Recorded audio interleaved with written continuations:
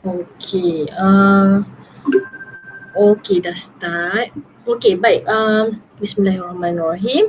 Okey, dalam chapter 10 dengan chapter ekosistem yang kita belajar sebelum ni, dalam sukatan sebelum ni dia under nak kata apa ya, dia biodiversity dengan ekosistem tu dulu adalah dalam satu chapter, dan chapter 10 ni dia adalah dalam satu chapter yang saiz dia lagi besar daripada chapter sekarang lah.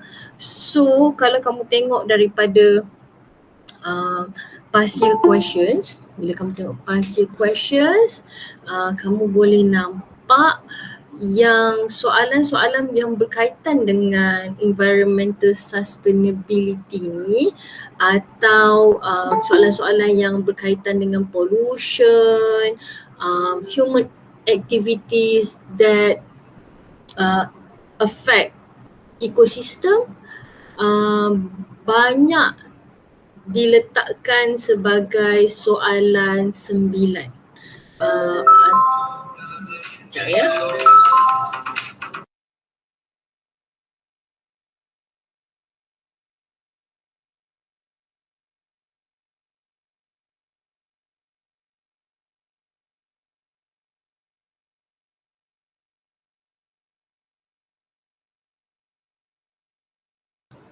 Sekejap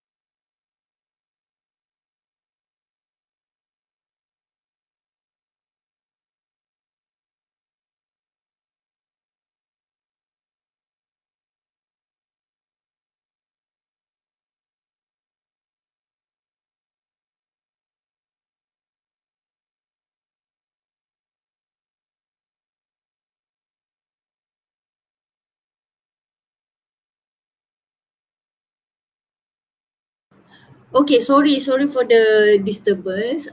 Maaf ada gangguan sikit tadi.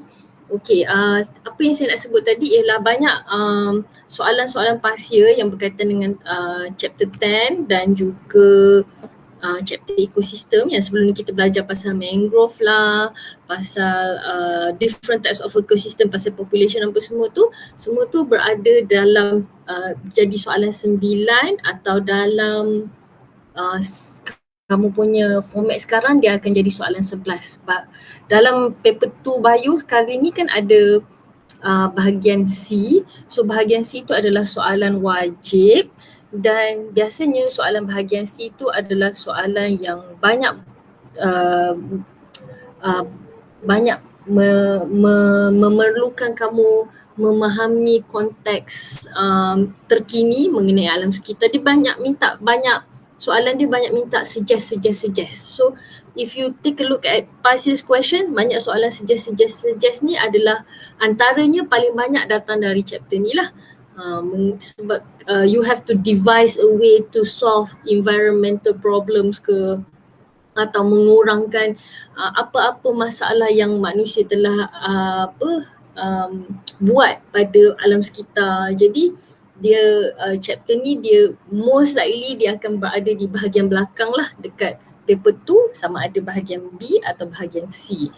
Okay, so if you take a look at this particular slide, okay, soalan slide ini adalah mengenai environmental sustainability, the definition. So bolehkah kamu lengkapkan term apa yang kita boleh letak dekat situ? Apakah maksud environmental sustainability? How is it sustainable, dalam keadaan yang sustainable? Keadaan alam sekitar yang macam mana? What is the term yang kita letak kat situ?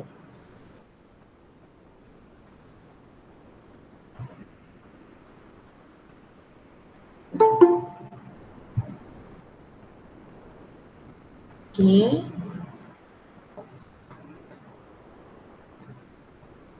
Okay, very good. berupa blood show response ya. Alright. So untuk keadaan yang environment yang sustainable atau alam sekitar yang lestari ialah mengalami keadaan yang kekal sama.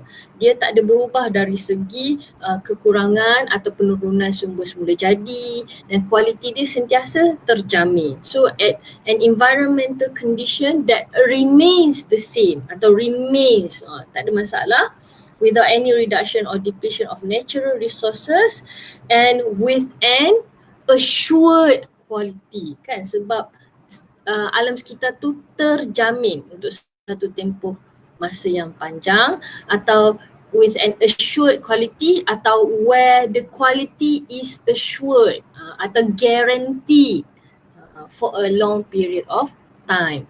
So dalam environmental sustainability ni, the first part of this particular chapter, we will discuss about what are the effects of our activities towards the environment that causes the need for environmental sustainability.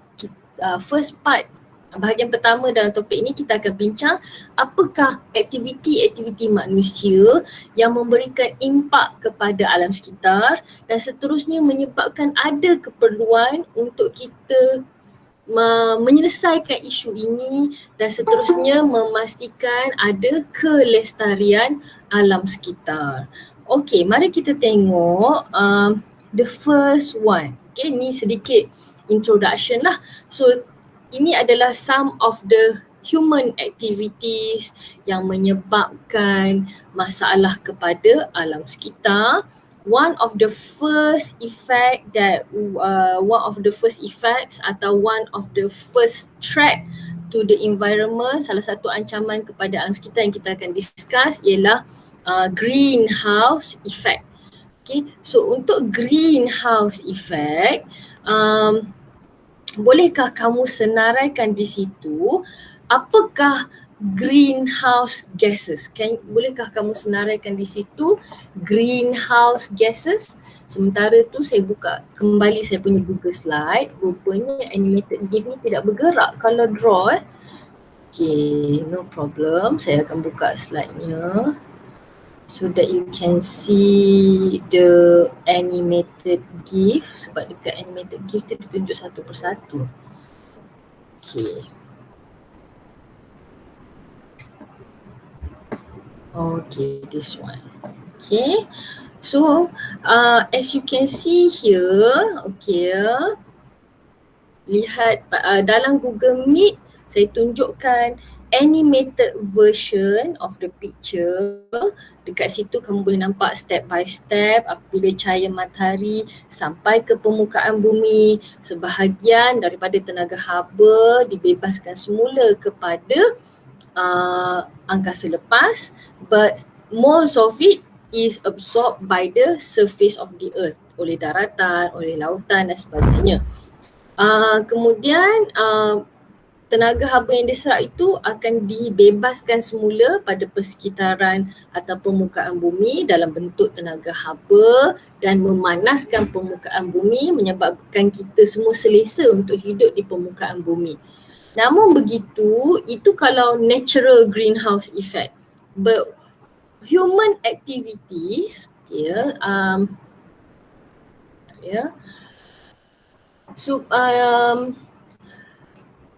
aktiviti manusia menyebabkan berlaku pertambahan greenhouse gases seperti yang kamu senaraikan kat sinilah, karbon dioksida, gas metana, gas CFC dan juga gas nitrogen oksida. Okay, so these gases memang secara natural pun ada dihasilkan, contohnya daripada proses pembakaran, proses respirasi sel, proses perebutan, itu semua membebaskan gas karbon dioksida dan juga gas metana. Dan kita tengok dalam kitar nitrogen ada pembebasan nitrogen oksida dan CFC ni memang man-made lah, kita yang buat. So aktiviti-aktiviti manusia membebaskan 4 gas ini, carbon dioxide, methane, nitrogen oxide and also chlorofluorocarbon at a higher rate, pada kadar yang lebih tinggi, menyebabkan the concentration of greenhouse gases in the atmosphere is at a very high rate. Okay, so mari kita lihat macam mana aktiviti manusia ini menyebabkan greenhouse effect. Macam mana dengan pembebasan gas-gas yang saya sebut tadi menyebabkan ada setengah-setengah buku dia tak cakap greenhouse effect je, kita kata enhance greenhouse effect. Sebab secara umumnya semula jadi memang greenhouse effect ni ada, tetapi disebabkan aktiviti manusia yang membebaskan 4 gas tadi, kita sekarang mengalami enhanced greenhouse effect. Mari kita tengok pada rajah seterusnya. Okay, so pada rajah seterusnya ini ditunjukkan step by step macam mana greenhouse effect tu berlaku. Bolehkah kamu lengkapkan kotak 1, 2, 3 dan 4 dan pada kotak factors tu senaraikan apakah aktiviti manusia yang menyumbang kepada greenhouse effect. Okay, in the factors box, can you list out the human activities that contributes towards the increase of greenhouse gases. Langkah 1, 2, 3 dan 4 adalah dia punya step-step dia. Okay, ya.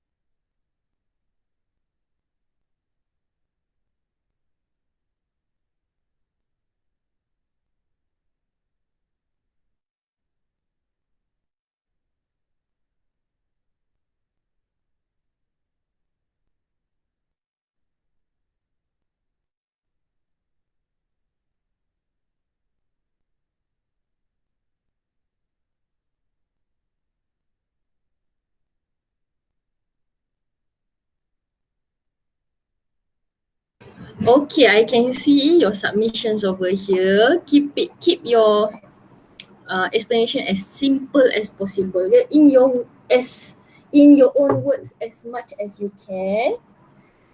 Okay, sekejap saya besarkan sikit gambar ni.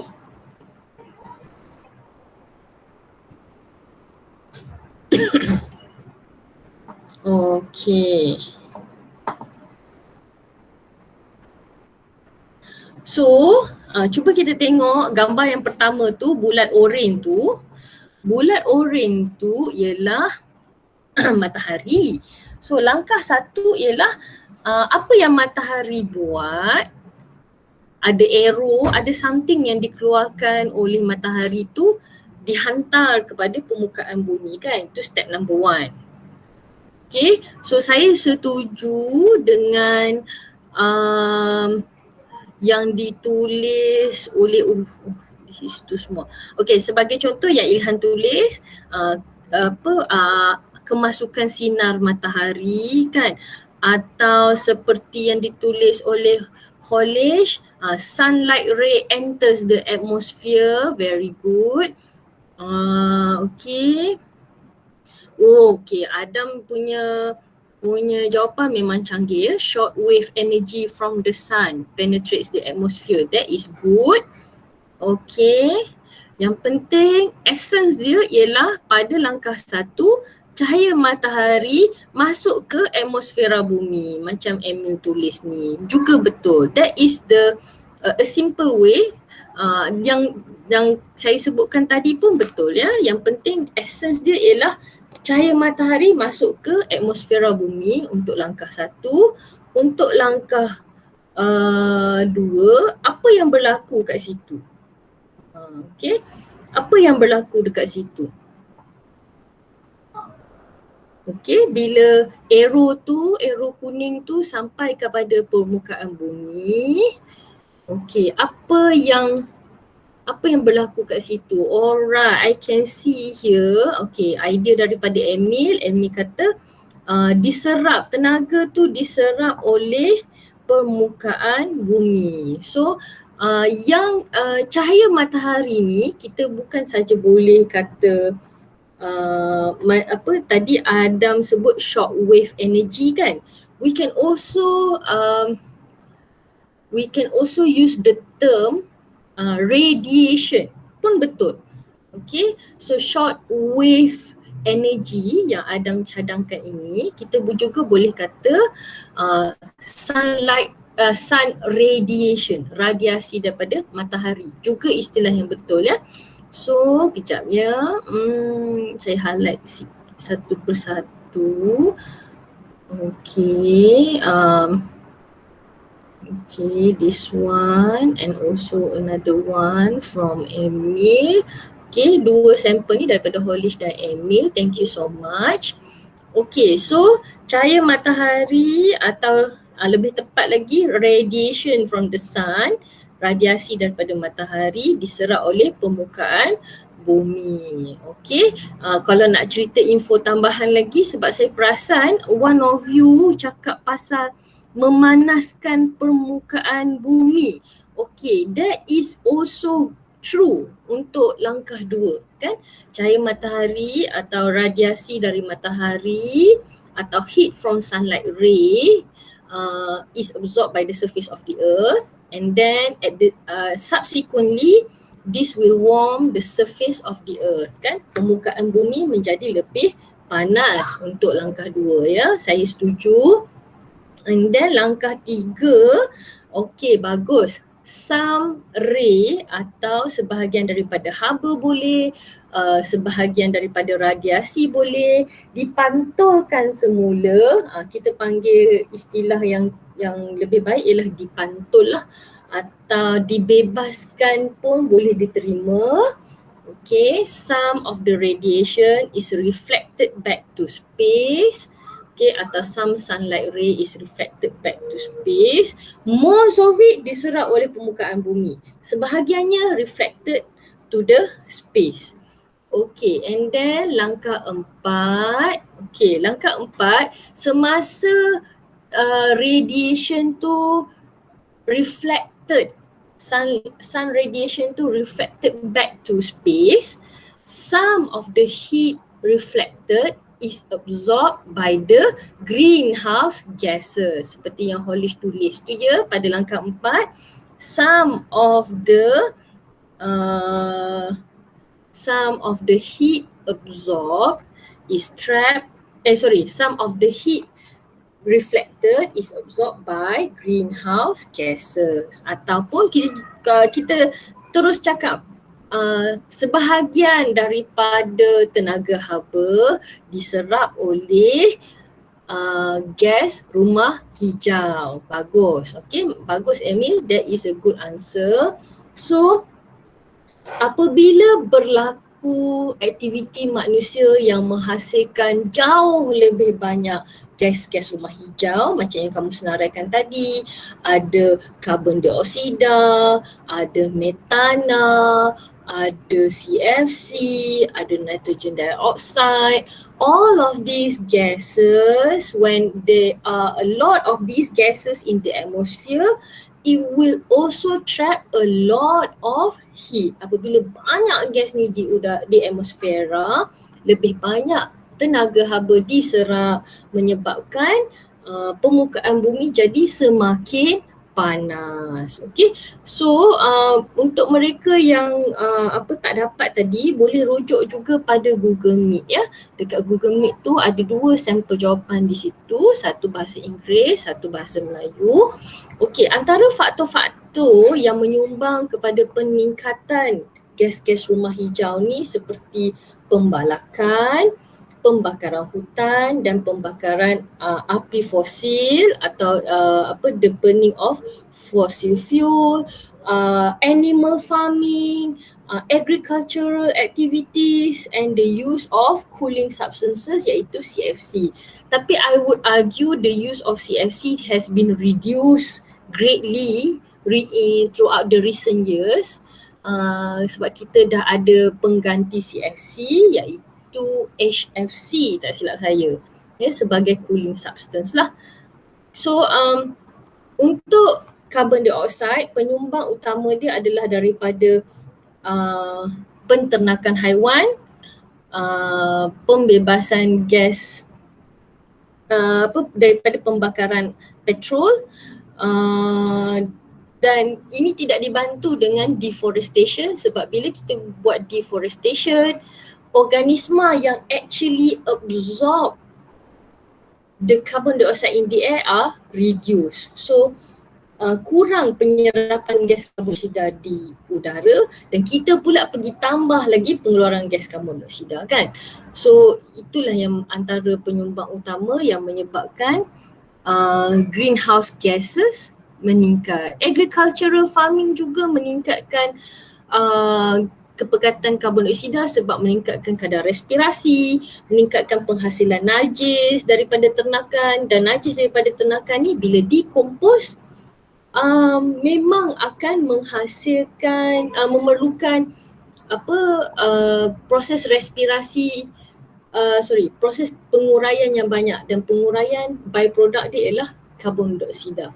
Malahan tak silap saya the production of carbon dioxide daripada farming adalah lebih banyak daripada penghasilan karbon dioksida daripada penggunaan kenderaan. Okay, in other words, kentut lembu, kambing menghasilkan karbon dioksida pada kadar yang jauh lebih banyak daripada penggunaan api fosil untuk kita naik kereta dan sebagainya lah. Okay.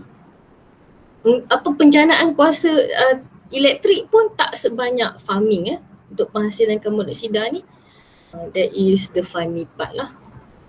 Okay, so let's see here. Alright, mari kita tengok pula pada bahagian yang seterusnya. Okay, kita pergi ke sini lah terus. Okay, so kamu dah tadi jelaskan proses macam mana greenhouse effect tu berlaku. Bolehkah kamu senaraikan di sini tiga kesan positif untuk kesan rumah hijau? List 3 positive effects of greenhouse effect.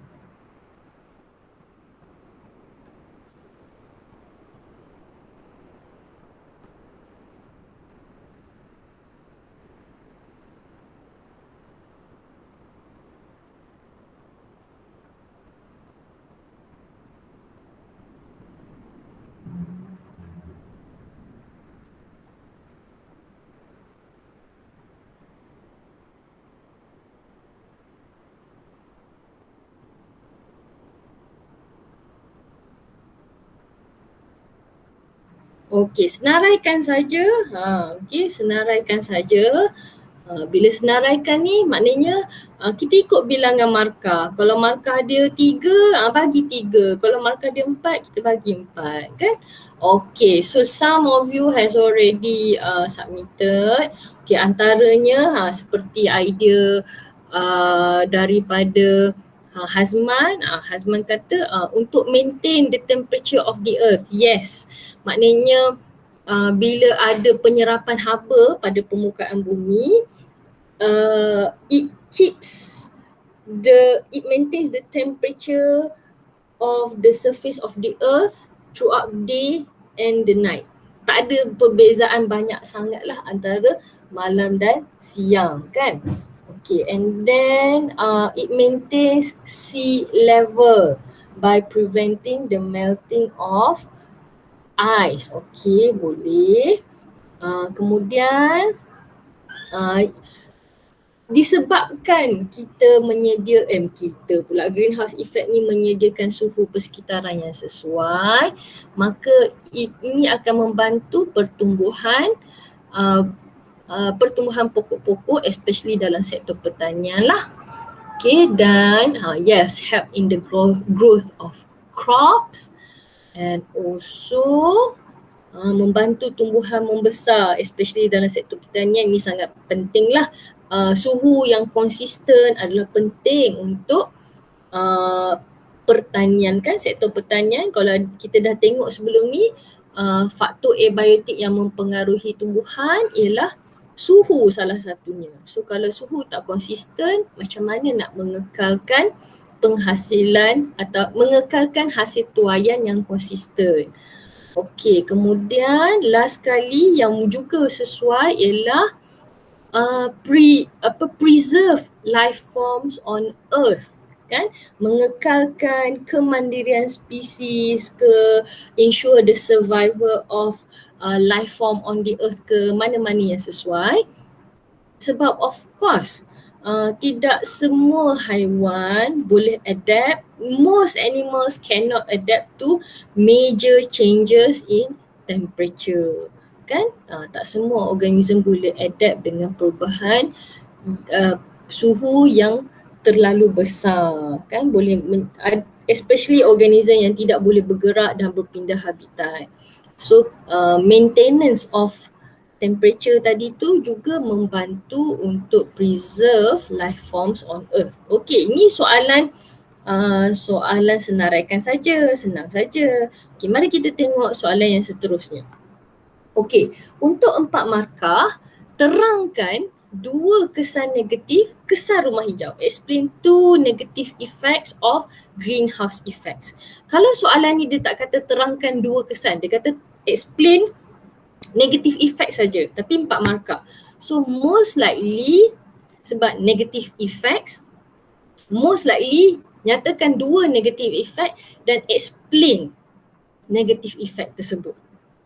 Mungkin kena ada narrative sikit, kena ada sort of cause and effect style of explanation. Okay, cuba dulu. Salah. This one, alright.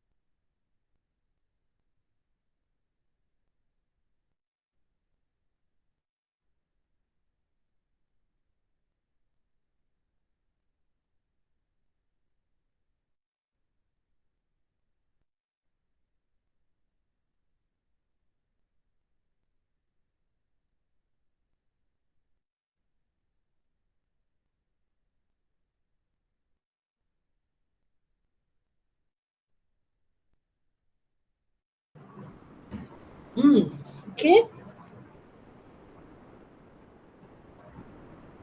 Bagus, rise in temperature of the earth. Okay, teruskan. What is the subsequent effect after that? Yes, global warming. Okay, good. Okay. Oh yes, bagus. Loss of biodiversity, kan, kehilangan flora dan fauna tu, kita juga boleh gunakan satu lagi istilah, kehilangan biodiversity. Itu pun maksud yang sama, kehilangan flora dan fauna menyebabkan kehilangan Flora dan fauna hilang sebab kehilangan sumber makanan dan habitat. Boleh? Okey.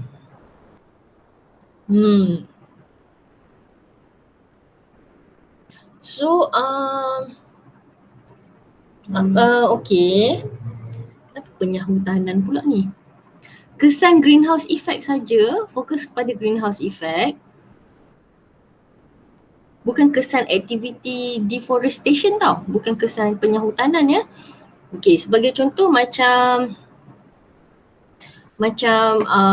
jawapan yang Emil cadangkan ni.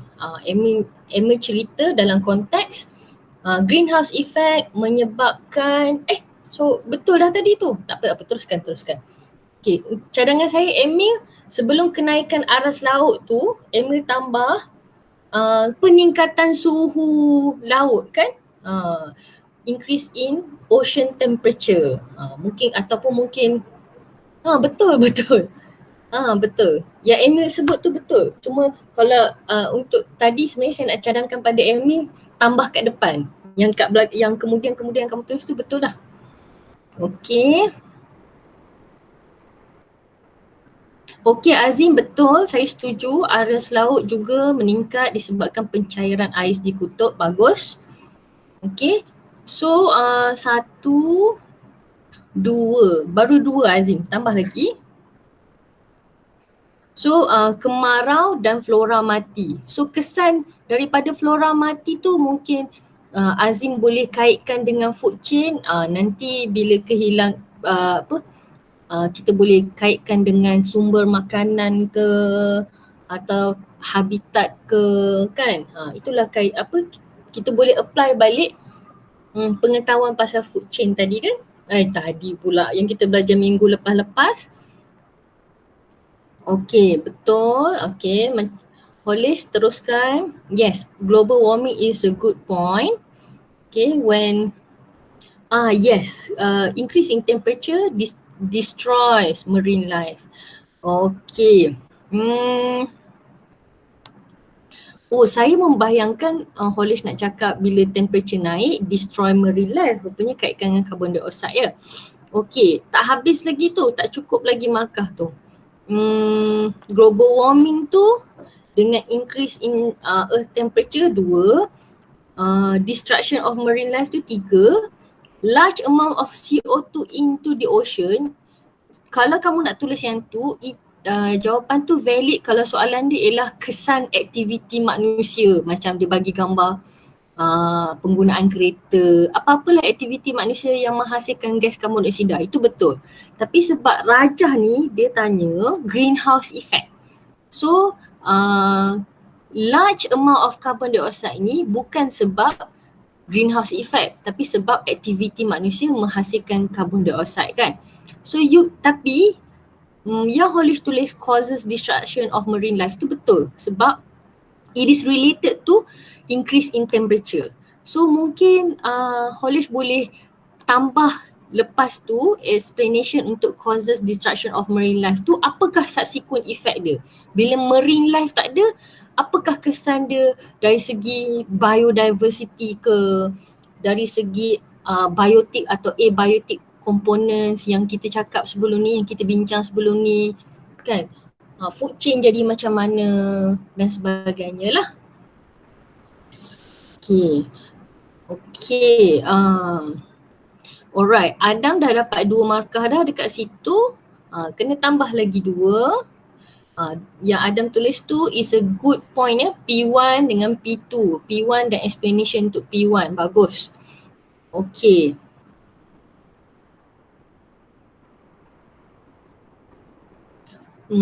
Satu, 2, 3. Okay. Untuk Ali Zuhairi, from your first sentence tu dah dapat 3 markah. Ayat kedua tu pada pendapat saya belum mencapai tahap lagi. So sebab Alif Zuhairi sebut pasal perubahan suhu kan, atau mungkin Alif nak cakap pasal peningkatan suhu, cuba Alif dalam ayat kedua, cuba Alif Zuhairi fokuskan apakah kesan peningkatan suhu terhadap kehidupan manusia. Sebab kamu dah tulis itu menjejaskan kesihatan dan kehidupan manusia. Apakah kesan dia pada kehidupan manusia? Mungkin kita boleh cerita dari aspek kesan dia terhadap aktiviti pertanian ke, kan? Apa-apalah yang berkaitan dengan kehidupan manusia sebab yang lebih spesifik. Yang lebih spesifik ya. Okey. Satu, dua, tiga, empat. Okey, Hazman punya cukup empat. Perubahan iklim satu, dua,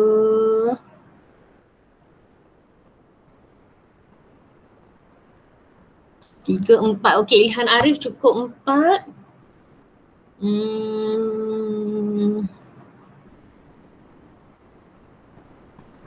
Okey, Emil pun cukup empat. Azim cukup empat. Okey, sikit lagi. Ya.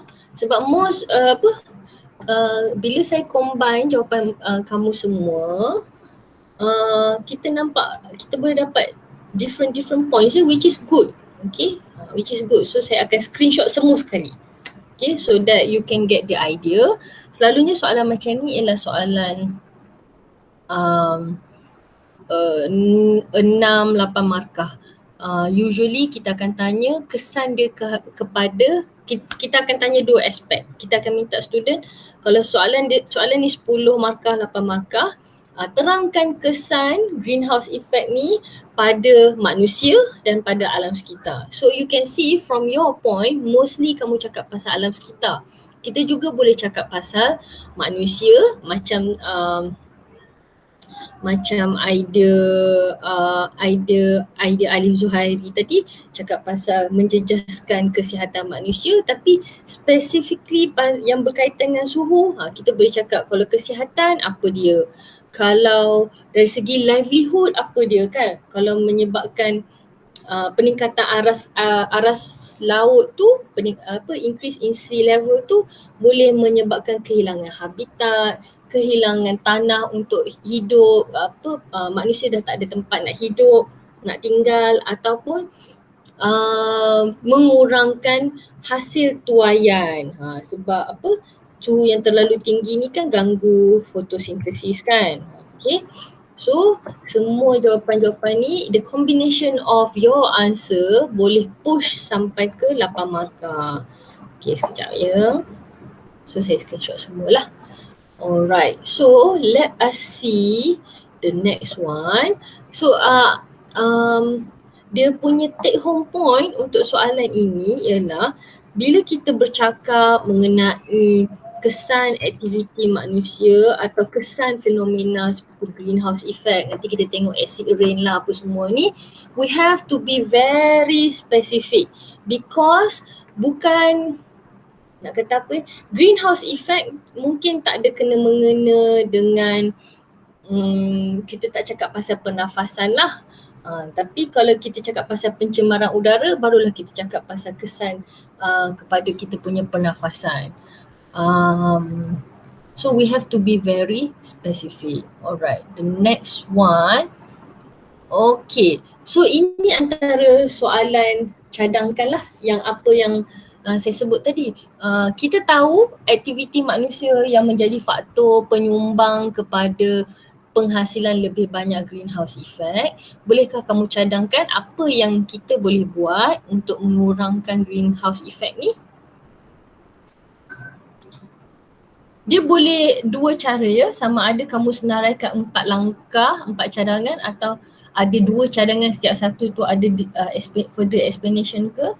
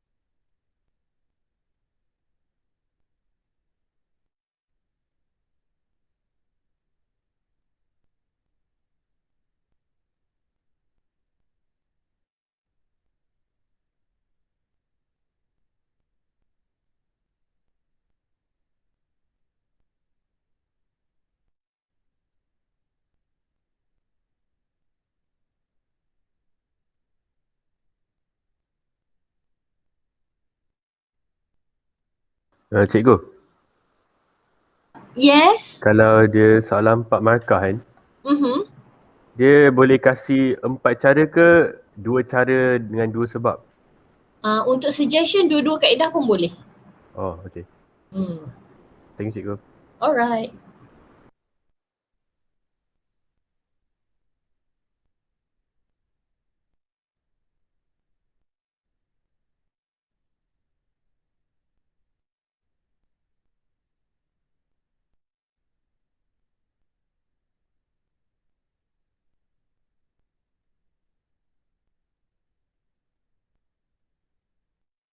Okay, untuk menjawab soalan Hazman tadi, uh, so macam kita kata kita nak cadangkan kan, kita boleh kata okay, suggestion yang pertama is we have to reduce the use of fossil fuels, coal, oil and so on and so forth lah. Itu point one.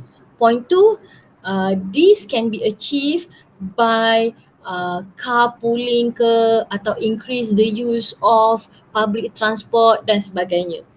Okay, so itu kalau kita nak kata bagi suggestion dan describe how do we achieve the suggestion misalnya. Ataupun mungkin juga kita boleh terus senaraikan 4 suggestion yang berbeza kan. Kita kata reduce the use of fossil fuel, use alternative energy, use green technology that sebab green technology uses lesser electricity kan, atau is more efficient in the use of energy kan, dan and so on and so forth lah. So kita ada dua cara untuk jawab soalan suggestion macam ni. Alright. Okay, good. Okay ya. Reduce deforestation atau menghentikan pembalakan. Bagus. Okay, menanam pokok. Bagus. Okay, macam mana nak cakap ya. So, cara Emil ni adalah satu lagi contoh cara yang dia dapat 2 poin berbeza untuk suggestion, sebab dia mengusulkan, dia bagi suggestion and then dia describe apa yang suggestion dia buat. Menghentikan pembalakan 1 poin supaya gas rumah hijau dapat diserap oleh pokok semasa fotosintesis. Kalau macam kaedah Azim ni pula, Azim kaedah dia bagi senarai satu persatu. Pun betul juga ya Azim, very good. Okay. Okay, Ilham pun sama. Ilham pun bagi dalam bentuk menyenaraikan semua kan. Okay. Okay, manakala Adam pula, Adam punya cara ni pun betul juga ya, tak ada masalah. Okay, dia bagi cadangan dan description of that particular suggestion. Juga betul. Teruskan, you are on the right track.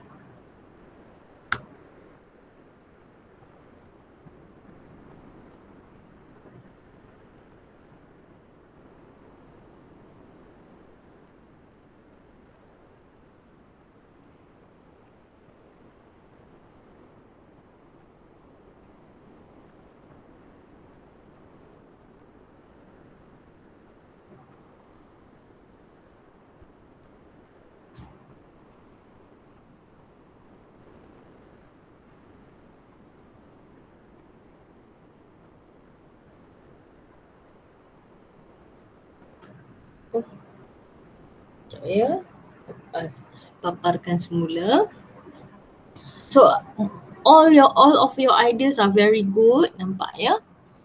Selalunya saya tengok daripada sampel soalan bahagian C ni, soalan suggest ni, dia markah dia maksimum 5, tapi nak kata apa ya, katalah dia ada soalan 9A, 9 pula, 11A, dia ada soalan anak-anak lah. So dia ada, misalnya ada soalan 11A dan 11B. So 11A1 mungkin soalan explanation, 11A2 baru suggest. Satu lagi soalan yang setara dengan suggest ialah evaluate. So dia boleh jadi soalan 11B tu soalan explain proses apa yang kamu nampak kat situ, dan soalan 11B1 evaluate the situation. untuk untuk topik-topik yang kita belajar dalam chapter ni akan ada juga topik-topik yang sesuai untuk ditanya sebagai soalan evaluation.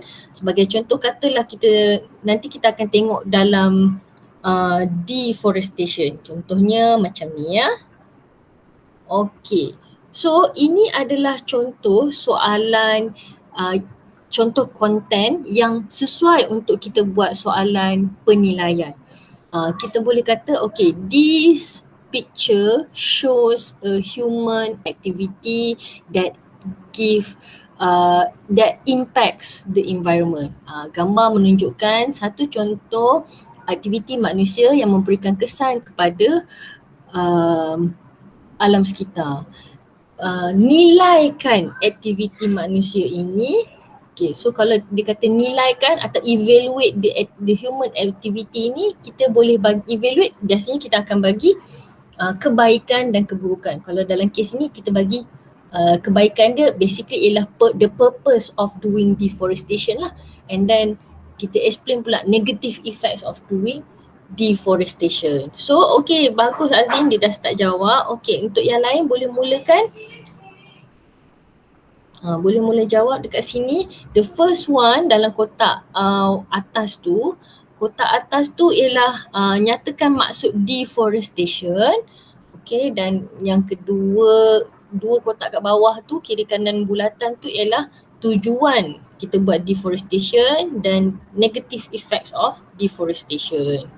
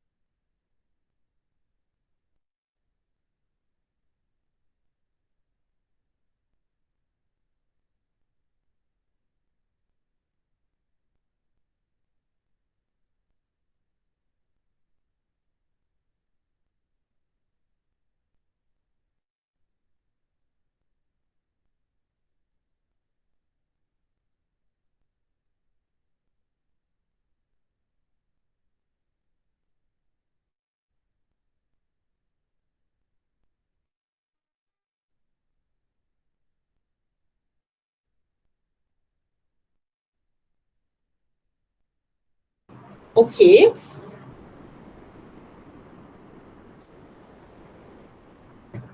Penebangan pokok secara besar-besaran, that is a good a good definition. Satu lagi ialah dalam bahasa Inggeris dia, clearing a wide area of trees in a large scale. Ya. Apa beza dia apa beza dia dengan pembalakan biasa? Pembalakan biasa kita pilih pokok mana yang nak tebang. Okay, kalau pembalakan biasa kita pilih when a tree achieves certain size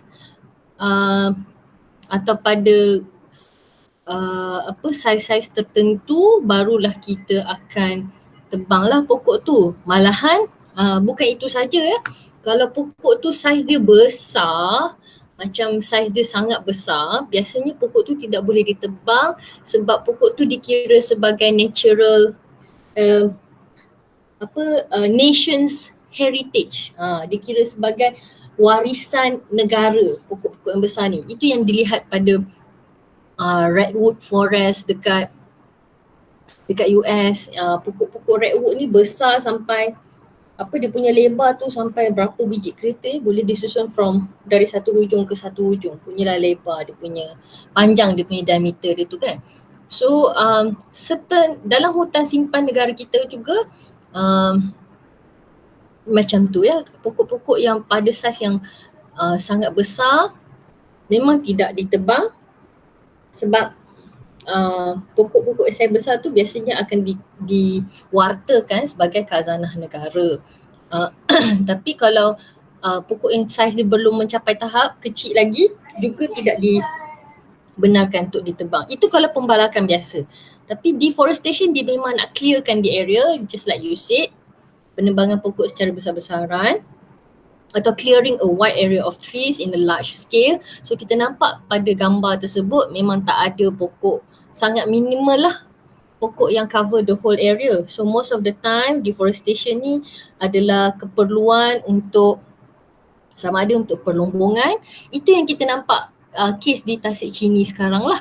So the concern of Tasik Chini sebenarnya ialah Tasik Chini ni antara tasik air tawar yang merupakan khazanah negara dan under khazanah UNESCO sebenarnya. So hutan keliling Tasik Chini tu sekarang ni telah ditebang, bukan saja ditebang tapi dia dah mengalami deforestation. So the problem is kita akan belajar lepas ni, one of the main function of forest are as water catchment area.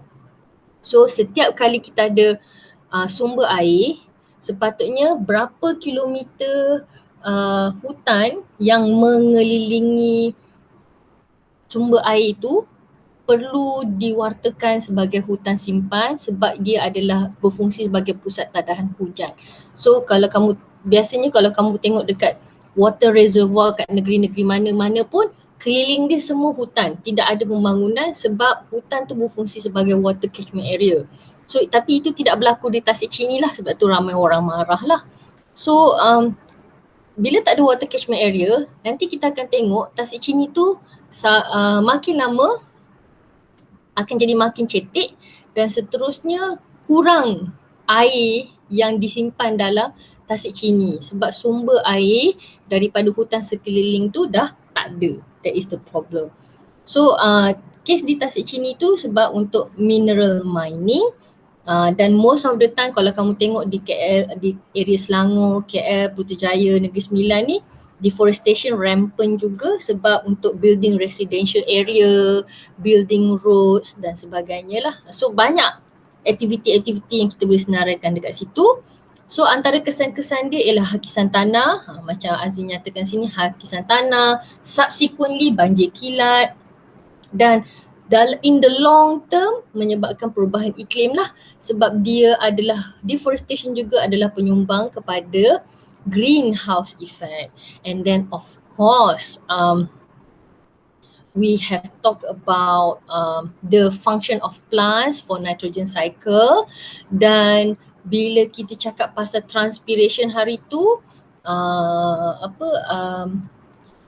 pokok-pokok menjalankan transpiration untuk mengekalkan atau menyumbang kepada concentration of water vapor in the air. So kalau tak ada pokok, kurang penyumbang utama penghasilan water vapor in the air through transpiration, and also for carbon cycle. Sebab macam yang kamu senaraikan tadilah, kamu suggest kena ada tanam pokok atau kena hentikan pembalakan sebab nanti kita nak perbanyakkan organism yang absorb carbon dioxide daripada udara.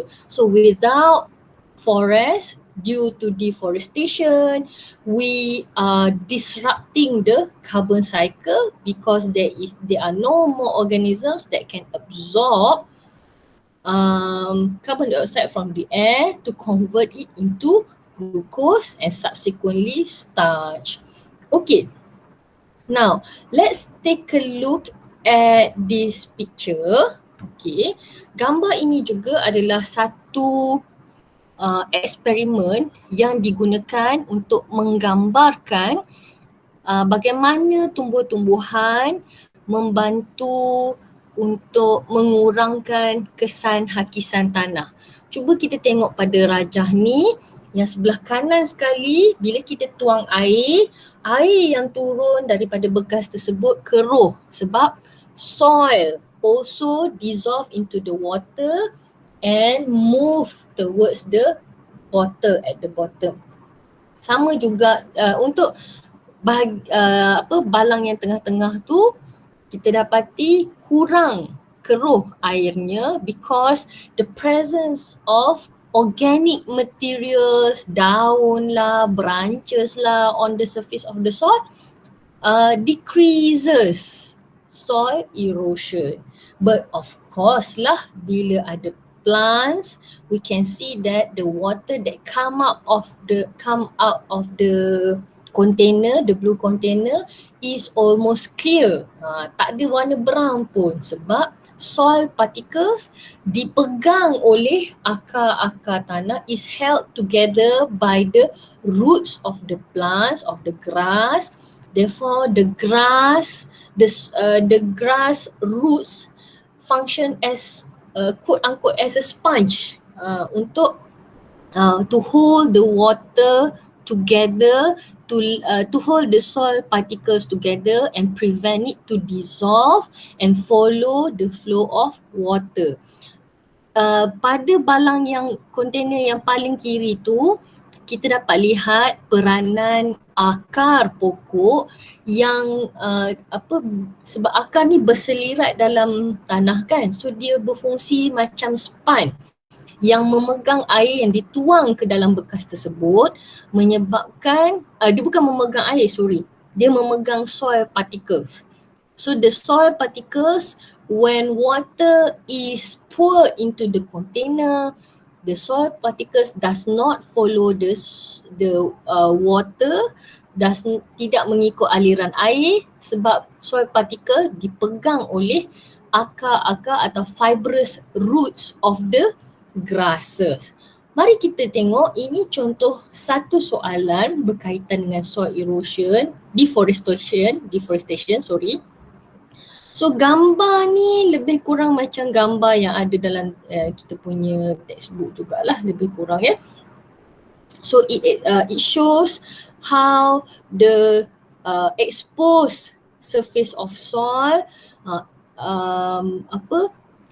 terdedah kepada angin, terdedah kepada hujan, dan lepas tu pada gambar ini juga kita boleh lihat ada old water level and new water level during flooding. So daripada rajah ni, bolehkah kamu terangkan macam mana daripada deforestation tu akhirnya menyebabkan banjir kilat? Apa dia punya relationship kat situ? Okay, macam mana daripada deforestation menyebabkan banjir kilat?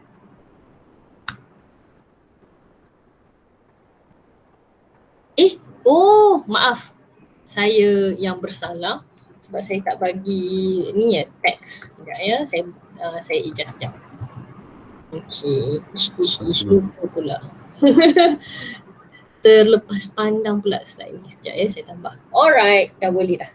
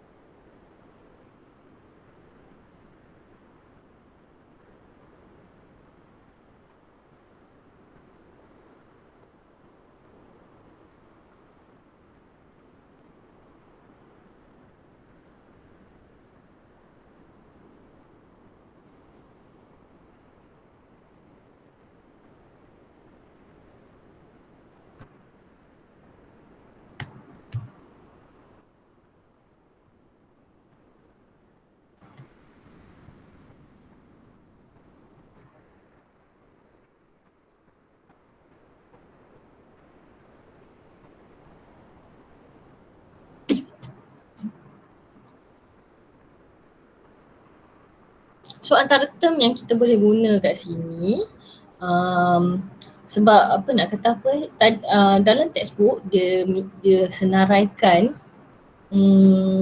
effects of deforestation, kesan negatif penyahutanan. So kita boleh kaitkan term-term yang ada dekat situ seperti hakisan tanah. So apa kaitan dia dengan hakisan tanah tadi? Lepas tu kita boleh tengok pada rajah tu apa yang berlaku pada bahagian dasar sungai tu kan. So hakisan tanah tu ada kaitan dia dengan perubahan pada dasar sungai.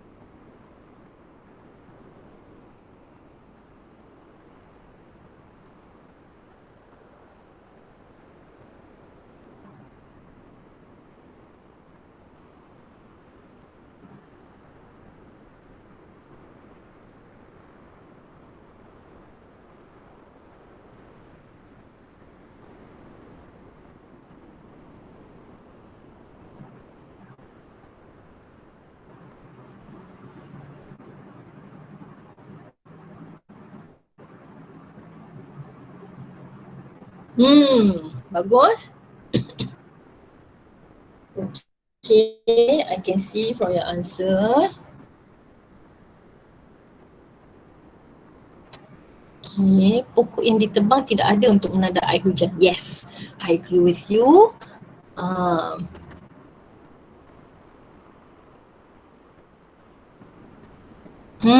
Hakisan tanah yang disebabkan oleh pembalakan juga mengakibatkan kedalaman sungai, tambah sikit, kedalaman sungai berkurang. Okey, bagus. Okey. Menyebabkan air sungai cetek kan, menjadi cetek. Tambah sikit sungai jadi cetek. Betul dah tu. Kamu punya flow of ideas tu betul dah tu. Saya tambah, cadangkan sikit-sikit saja untuk tambah terms yang sesuai ya.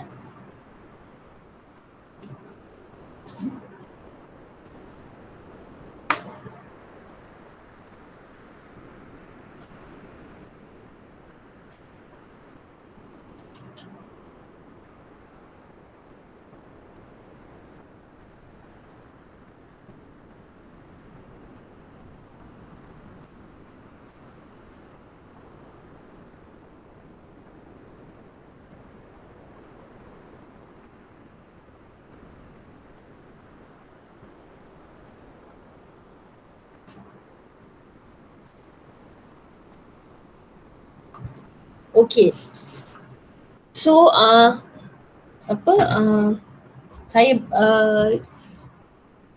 saya nyatakan dulu yang saya nampak daripada kamu punya jawapan ni ya. Saya summarizekan. Okay, soil to be loose. Oh, that is good idea. Good. Okay. Okay, ini yang saya summarizekan dekat sini lah. Okay.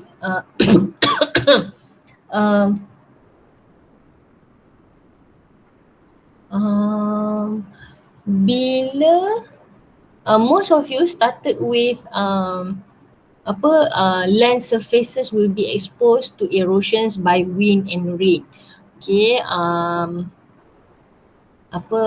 permukaan tanah menjadi terdedah kepada hakisan yang disebabkan oleh hujan dan juga angin. Okey, bagus. Yang kedua, kita juga, ini cadangan saya lah sebab hari tadi pun saya nampak ada yang tulis pasal tiada lagi pokok untuk menanda air hujan kan. Good. Okay ya. So, kenapa tiada lagi pokok untuk memegang menanda air hujan? Yes, kerana tiada lagi akar pokok. There's no more roots to hold the soil particles together. Kerana tiada lagi akar pokok untuk memegang tanah daripada berlakunya hakisan tanah dulu. Okay. Lepas tu barulah kita cakap pasal tanah runtuh. Tapi kamu sebut tanah runtuh tu pun betul, tak ada masalah. Cuma macam jauh lagi sebenarnya nak jadi tanah runtuh. Okay. Okay, kemudian Alright, so ada yang sebut dekat sini, sekarang ni kita dah cakap tadi, tidak lagi, there are no more roots to hold the soil particles together. Sebab saya nampak ada yang tulis tiada lagi pokok untuk memegang tanah. Tiada lagi pokok tu kita clarify lagi, tiada lagi akar pokok. No more root to hold the soil particles together. That is point number 4. Point number 5, kita boleh cakap menyebabkan hakisan tanah, kan? Menyebabkan hakisan tanah atau causes the land surfaces to erode. Okay, bagus. Okay, causing leaching in soil. Okay, bagus. Okay, leaching in soil tu basically erosion jugalah, tak ada masalah. Okay, bagus. Okay, point number 6 ada yang sebut kat sini, the wind and the flow of rain water, angin dan juga aliran air hujan tadi will move atau carry the soil particles into the river. Okay, kita boleh cakap air hujan dan angin akan menggerakkan atau menolak atau membawa partikel tanah ke dasar sungai atau ke dalam sungai. Okay, that is point number 6. Point number 7, ini menyebabkan dasar sungai menjadi, kedalaman sungai menjadi cetek. Okay, ataupun ada yang tulis kat sini, kedalaman sungai berkurang.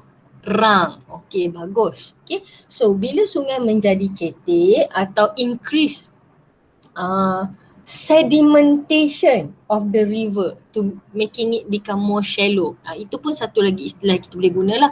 Tapi tak apa, no worries. Okay, so bila kedalaman sungai berkurang, apabila berlaku hujan lebat, air sungai cepat melimpah dan seterusnya menyebabkan banjir kilat. Okay, so antara, saya ulang balik antara main point yang saya baca daripada jawapan-jawapan kamu ni, saya summarizekan. Pertama ialah tiada akar pokok untuk memegang partikel tanah, menyebabkan permukaan tanah terdedah kepada hakisan yang disebabkan oleh angin dan juga air hujan.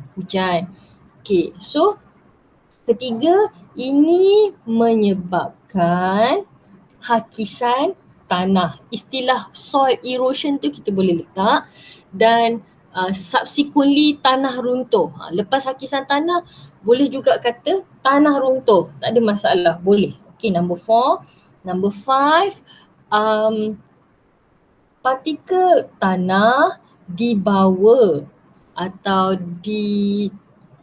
ada yang tulis sini pushes pun boleh, okay, atau flow pun boleh. So soil particles atau partikel tanah akan bergerak ke dasar sungai. Nombor 5, nombor 6 menyebabkan sungai menjadi semakin cetek. Nombor 7, apabila berlaku hujan lebat, nombor 7 hujan lebat. 8, sungai tidak lagi boleh menampung air hujan dan cepat melimpah ke persekitaran. Inilah yang menyebabkan banjir kilat berlaku. Kita punya hujan, bila kita punya hujan lebat, kalau di US kita punya hujan lebat, diorang dah panggil storm tau. Kita panggil hujan lebat tapi pada mereka itu dah macam ribut. Itu satu, dan kuantiti hujan yang turun pada kita punya, untuk kita punya hujan lebat, kuantiti hujan yang turun boleh penuhkan satu sungai. So kalau sungai kita cetek, ini menyebabkan air hujan tu tak ada tempat nak pergi. Itu yang jadi banjir kilat. Kenapa banjir kilat? Within minutes, ketinggian paras air pada daratan naik dengan cepat. So kita nak buat perpindahan barang ke, nak selamatkan diri ke, memang tak sempat lah. Okay, dan ini juga yang berlaku masa raya tahun lepas bila kita cerita pasal banjir kilat. Yang sebelum ni kita tak pernah cerita pun pasal banjir kilat dekat kawasan Felda dan sebagainya kan. This is because di kawasan hutan-hutan di sekitar kawasan Felda tu sudah mula mengalami deforestation. Dah ada aktiviti deforestation menyebabkan sungai-sungai di kawasan Felda di sekitar Pahang, Terengganu yang sepadan dengan Kelantan tu semuanya dah jadi makin cetek. So memang walaupun hujan dia tak lebat, last time bila saya lalu hari tu hujan tak lebat, tetapi hujan berlaku, hujan tu lama, the whole day hujan. Itu juga boleh menyebabkan banjir kilat jugalah. Okay, thank you so much for your submission. Saya dah hantar pada Telegram. Okay, study tu pasal deforestation. Now, here is another effect of human activities, iaitu eutrophication. Cuba tengok sungai ini, nampak sebelah kirinya ada surface dia warna hijau, nampak macam padang golf, tapi bukan padang golf. Itu adalah algae yang tumbuh terlalu banyak sampai cover the surface of the river. River sebelah kanan tu tak ada eutrophication lah. So can you define eutrophication here? Apakah eutrophication? Is it a process or a substance? Okay, eutrofikasi tu apa? Adakah dia sejenis proses atau bahan ke? Kita boleh start dengan itu dulu ya.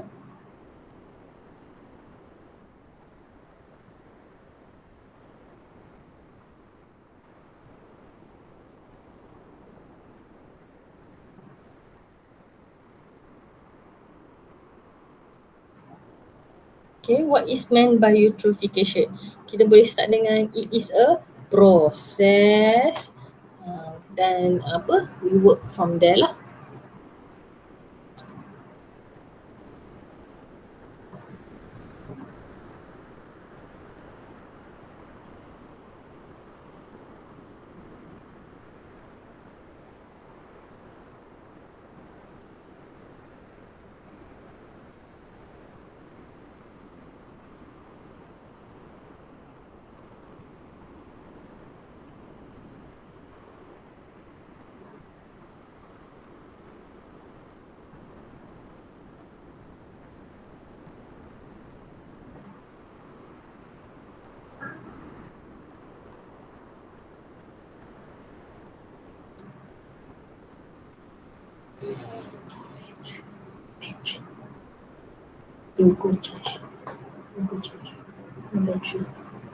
Okay, very good. Mari kita lihat ni versi besar dia. Okay. So apa-apa pun kita kena tahu definition tu dulu kan. It is a process, yes. Proses ini berlaku dekat mana? Dekat ekosistem air. Selalunya berlaku pada ekosistem air yang bertakung macam tasik, kolam, lombong macam tu. Tetapi kalau ekosistem tu dia punya human activities yang menyumbang kepada eutrophication tu terlalu rampant, walaupun sungai mengalir pun boleh ada kesan eutrophication tu ya. Selalunya kalau sungai mengalir, kesan eutrophication ni kurang sebab sungai membawa bahan-bahan yang menyebabkan eutrofikasi tu keluar daripada kawasan habitat tersebut pergi ke tempat lain. Tapi kalau dia rampant sangat, boleh juga kita nampak eutrophication tu berlaku. So it is a process, nombor satu. Ciri yang kedua berlaku pada water ecosystem. Okay, apa perubahan yang berlaku disebabkan oleh eutrophication? Kawasan water ecosystem tu kaya dengan nutrien. Okay, nombor tiga itu perubahan dia, dan kesan daripada perubahan itu menyebabkan changes to the structure of the ecosystem, menyebabkan perubahan struktur ekosistem tersebut. Okey, definition semua kamu dah jumpa, bagus. Okey, mari kita lihat step by step macam mana proses eutrophication ni berlaku. So, firstly, selalunya one of the major culprit of eutrophication ialah aktiviti pertanian. Sebab aktiviti pertanian menggunakan baja nitrat dan baja fosfat yang berlebihan. So, tadi kita cakap eutrophication tu ialah enrichment of nutrient kan. Ekosistem air tu kaya dengan nutrient kan. So, nutrient yang dirujuk kat sini ialah nutrient nitrat dan fosfat. So, bila penggunaan baja ni berlebihan, tidak semua nitrat dan fosfat akan diserap oleh tumbuh-tumbuhan. Jadi, nitrat dengan fosfat ni akan berada dalam soil particles dan bila hujan turun, nitrate and phosphate will dissolve in the rainwater, will become a part of the soil solution, larutan tanah, and it will pergi dekat gambar yang ketiga, berlaku apa dekat situ? Apa yang berlaku kat situ? Bila hujan turun, baja tu atau nitrate dengan fosfat tu larut dalam air hujan, jadi larutan tanah tu kemudian pergi ke mana? Apa kaitan dengan body of water kat situ? Dan gambar yang keempat, kesan kepada body of water tu kenapa jadi hijau macam tu? Nah, gambar yang kelima, kenapa berlaku kematian kat situ? Dan yang keenam, gambar bangkai ikan tengah decompose. Apa kaitan dia dengan eutrophication?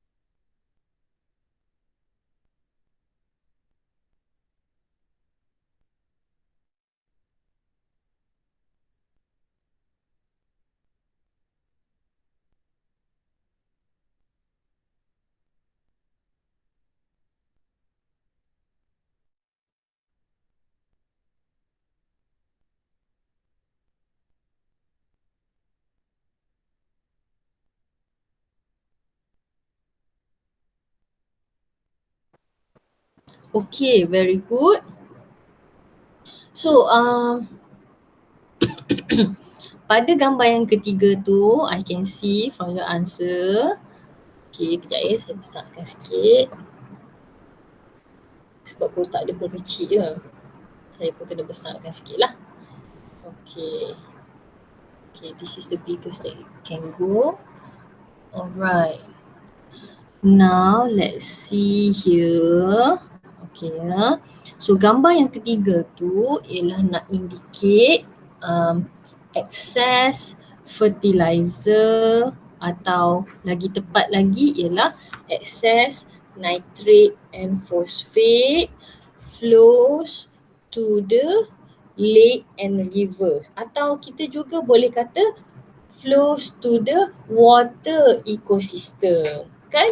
Tadi sebab dalam definition tadi kita cakap pasal water ecosystem, so kita boleh guna istilah tu lah.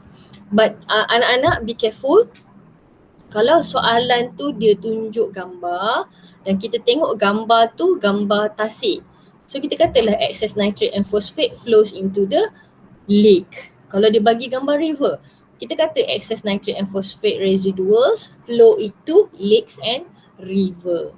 Okay, ada yang guna istilah residuals kan, macam saya sebutkan tadi. Sebab saya baca ni saya nampak kamu tulis residuals, very good. So excess nitrate and phosphate residuals flows into the lake atau into the river atau into the water ecosystem. itu gambar yang ketiga.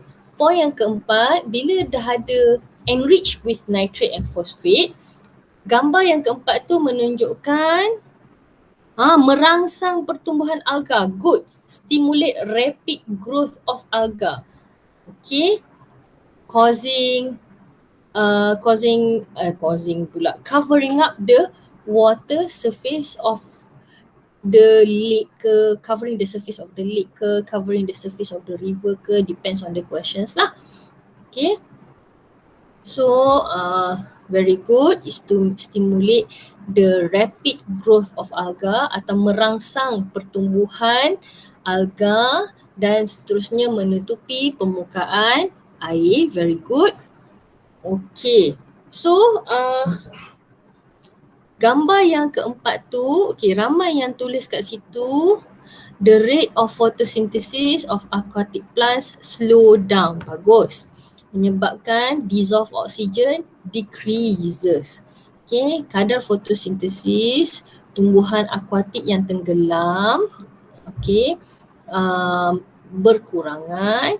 Seterusnya menyebabkan kandungan oksigen terlarut dalam air berkurang. Okay, sebab itulah ayat kedua pada gambar tu juga kita boleh letak menyebabkan aquatic plants and animals die, kan, causing the death of aquatic plants and animals. Sebab gambar yang kelima tu tunjuk gambar bangkai kan, kita boleh letak jugalah kat situ. Okay. Yes, I can see your statement about decomposer. Ada yang tulis decomposer, ada tulis pengurai kat situ. Okay, teruskan dulu sebentar.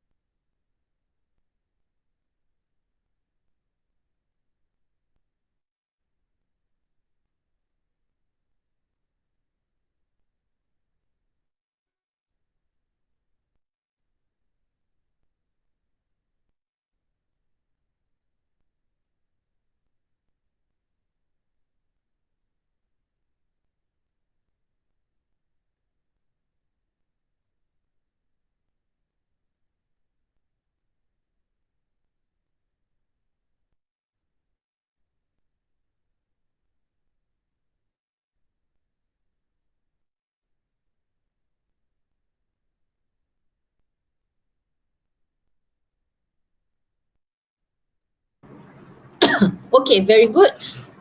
Sekejap. Saya pamerkan macam ni ya. Alright, let's see your answer. You're almost there, everyone almost there. Teruskan. Teruskan.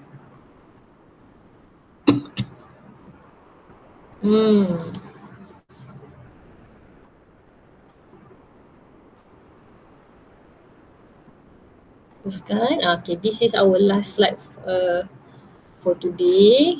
Tenang-tenang kita jawab ya, don't worry.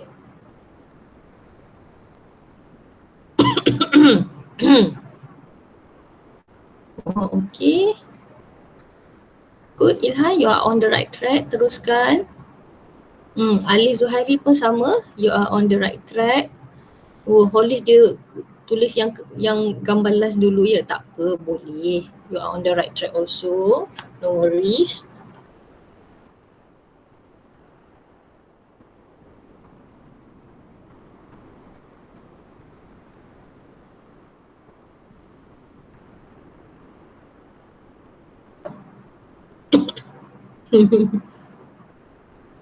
Campur-campur pula Ilhan ni, sat-sat bahasa Melayu, sat-sat bahasa Inggeris sebab catat masa saya sebut tadi ya.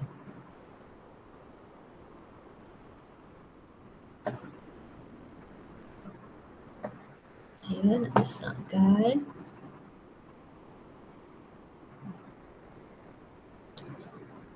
Sebelum ni, this particular chapter adalah nak kata apa ya, macam dia memang antara chapter yang confirm ada dalam apa pasal aktiviti manusia ni memang confirm akan ada dalam mana-mana soalan lah.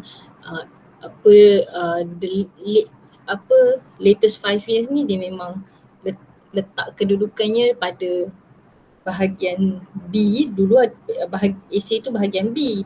So macam banyaklah soalan-soalan aras tinggi ditanya dekat situ, macam soalan mencadangkan, soalan menilai, and then you have to come up with ideas, out of the box idea pun boleh diterima. Kita nampak macam susah ya, tapi saya sebut macam aras tinggi, kebat dan sebagainya, tapi sebenarnya dia banyak guna common sense lah, yang macam kamu jawab tadi pasal mengurangkan fossil fuel dan sebagainya tu kan, kena kongsi kereta lah, guna hybrid car lah, semua tu pun boleh. So sama juga dengan eutrophication nanti. Eutrophication ni saja yang macam detail dia lebih sikit daripada proses lain, yang lain tu semua proses yang make sense lah. Okay, mari kita tengok ini dua sampel jawapan daripada Adam dan juga daripada Ilham pula, Ali Zuhairi. So the first one, the first picture tadi kita dah sebut, excess nitrate and phosphate residuals flows into the lakes and river atau into the water ecosystem pun boleh. Okay, tengok soalannya. Kalau soalan bagi gambar kolam, kita sebut kolam lah. Okay, and then the next one, dan satu lagi, tak semestinya aktiviti pertanian ya. Katalah macam golf course. Golf course pun sama kan, sebab golf course kan dia nak buat maintenance pada rumput, so kena pakai baju juga. So dan golf course dia ada takungan air. So takungan air tu juga boleh mengalami eutrophication. So gambar keempat, peningkatan nitrat dan fosfat merangsang pertumbuhan alga dengan pesat sehingga menutup permukaan air. Stimulate the rapid growth of algae covering up the water surface atau the surface of the lake, surface of the river. So macam Adam kat sini, dia tambah lagi kat situ, dia bagi satu idea lain, iaitu pada gambar keempat tu, bila dah cover, Adam mencadangkan it will reduce the penetration of sunlight. Bagus. So bila sunlight cannot penetrate to the bottom of the lake atau to the bottom of the river, this will decrease the rate of photosynthesis for aquatic plants, especially aquatic plants yang tenggelam. So kadar fotosintesis tumbuhan akuatik tenggelam akan berkurangan, maka dissolved oxygen content, the content of dissolved oxygen in the water will also decreases. Okay, so therefore this subsequently will cause the death of aquatic plants itself and also animals. And then gambar yang kelima, bila banyak kematian pastilah ada banyak penguraian. So decomposition of since there are a lot of death in the area, there will be a rise of decomposing bacteria, kan? So bila decomposition activities increases due to increase of dead plants and dead aquatic organisms, therefore it will increase the use of oxygen, increase the use of dissolved oxygen. Semua haiwan akuatik ni mati dalam air dan penguraian berlaku di dalam air. Proses penguraian menggunakan oksigen dan membebaskan gas karbon dioksida. Sudahlah aquatic plants yang menghasilkan oksigen tu dah tak ada. Oksigen yang tinggal sikit saja dalam ayak tu pun digunakan untuk decomposition. This will further reduce the amount of dissolved oxygen in the water. So, the decrease in oxygen ini is measured by a term we call as biochemical oxygen demand atau BOD. So untuk esok saya akan repeat balik soalan ni sebab esok kita nak kaitkan apa yang kita tulis hari ni dengan BOD. Saya nak kaitkan eutrophication dengan BOD. So anak-anak, basically kita dah sampai ke penghujung kelas hari ini. Pertama sekali kita dah discuss mengenai greenhouse effect, macam mana greenhouse effect tu berlaku, dan kita dah evaluate in terms of bukan evaluate dekat deforestation, sorry. Kita dah explain macam mana greenhouse effect berlaku, dan kita juga dah tengok apakah kesan greenhouse effect. Kemudian kita dah tengok deforestation, and we have also evaluate the deforestation, human activity deforestation, and lastly we have take a look at eutrophication. After tomorrow we will take a look more on eutrophication, apa kaitan dia dengan BOD, dan kita akan tengok beberapa pollution lah. Nampak macam remeh cerita pasal pollution ni, tapi bila kita nak cerita dalam konteks bio, dia kenalah ada term-term bio kat situ, term-term yang lebih saintifik dan kritis lah. Tapi bila kamu gunakan term-term tersebut untuk cerita dalam karangan English ke BM, it will be good for you because you are telling facts kan, kamu bagi tahu facts. So what do you think of today's lesson? Ada part yang nak minta saya repeat tak? Ada part yang susah tak untuk kamu?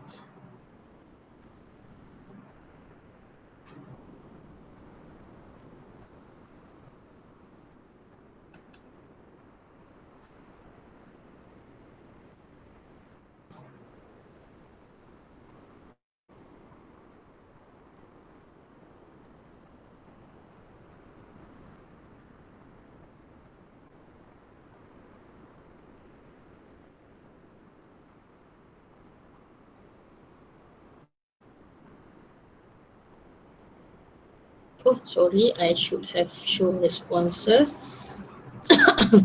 Nitrate and phosphate ni. Oh, okay, flash flood. Alright. I see. Oh, saya ingatkan nitrate phosphate tu dah jadi macam part yang what was hard, tapi itulah. Sebab dah belajar 2 kali ya. Semua okey. Alright, so okay, dah 4:50, saya dah terambil masa lebih 5 minit, minta maaf. So thank you so much for your attention. Esok pagi kelas pukul 10 kan, kita akan guna link PEDEC dan Google Meet yang sama ya, sebab kita sambung je kan ya. So thank you so much for your attention. Assalamualaikum dan selamat petang. Assalamualaikum. Cikgu.